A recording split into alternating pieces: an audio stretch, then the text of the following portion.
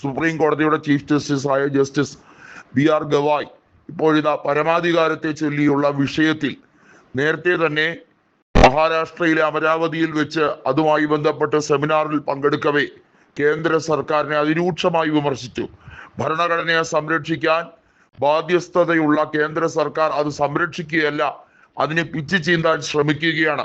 ഏറ്റവും ഒടുവിൽ ഇപ്പോഴിതാ കേന്ദ്രമന്ത്രി കൂടിയായിട്ടുള്ള കൃഷി വകുപ്പ് മന്ത്രി കൂടിയായിട്ടുള്ള ശിവരാജ് സിംഗ് ചൗഹാൻ ഏറ്റവും വിവാദ പ്രസംഗം ഇറക്കി വിട്ടിരിക്കുകയാണ്. ഈ രാജ്യത്ത് ഒരിക്കലും സോഷ്യലിസം നടപ്പിലാക്കാൻ കഴിയില്ല, അതിനേക്കാൾ ഉപരിയായി മതനിരപേക്ഷത ഒരിക്കലും ഉണ്ടാക്കിയെടുക്കാനും കഴിയില്ല, ഇതൊരു മതരാജ്യമാണ് എന്നാണ് ശിവരാജ് സിംഗ് ചൗഹാൻ വ്യക്തമായി പറഞ്ഞിരിക്കുന്നത്. BJPയുടെ അജണ്ടയും അതുതന്നെയാണ്. ഭരണഘടനയെ ഞങ്ങൾ മാറ്റും എന്നുള്ളത് ഉറപ്പിച്ചുകൊണ്ടാണ് ശിവരാജ് സിംഗ് ചൗഹാൻ ഇപ്പോൾ വിവാദ പ്രസ്താവന ഇറക്കുന്നത്. നമുക്കറിയാം, അദ്ദേഹം മധ്യപ്രദേശിൽ മുൻപ് മുഖ്യമന്ത്രി ആയിരുന്ന കാലത്തും ഏറെ വിവാദങ്ങൾ ഉണ്ടായിരുന്നു. വ്യാപം അഴിമതി ഉൾപ്പെടെയുള്ള വിഷയങ്ങൾ അവിടെ ഉദിച്ചു നിന്നപ്പോഴാണ് അദ്ദേഹത്തിന്റെ മുഖ്യമന്ത്രി സ്ഥാനത്തിന് ഇളക്കം തട്ടിയത്. 2018 നിയമസഭാ തെരഞ്ഞെടുപ്പിൽ ശിവരാജ് സിംഗ് ചൗഹാന് പരാജയപ്പെടേണ്ടി വന്നു. എന്നാൽ അട്ടിമറിയിലൂടെയാണ് കമൽനാഥിനെ പുറത്താക്കിക്കൊണ്ട് വീണ്ടും ശിവരാജ് സിംഗ് ചൗഹാൻ എത്തിയത്.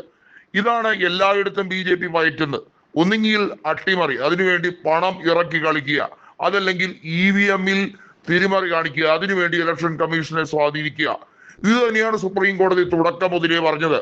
ഭരണഘടനയോട് ഒരു രീതിയിലുള്ള പ്രതിബദ്ധതയും കാത്തു സൂക്ഷിക്കാത്ത സംഘപരിവാരത്തിന്റെ യഥാർത്ഥ കുടില ബുദ്ധി അത് ഈ രാജ്യത്ത് ചെലവാക്കാൻ നോക്കണ്ട എന്നുള്ള ഒരു താക്കീത് കൂടിയാണ് BR ഗവായ് പറഞ്ഞിരിക്കുന്നത്.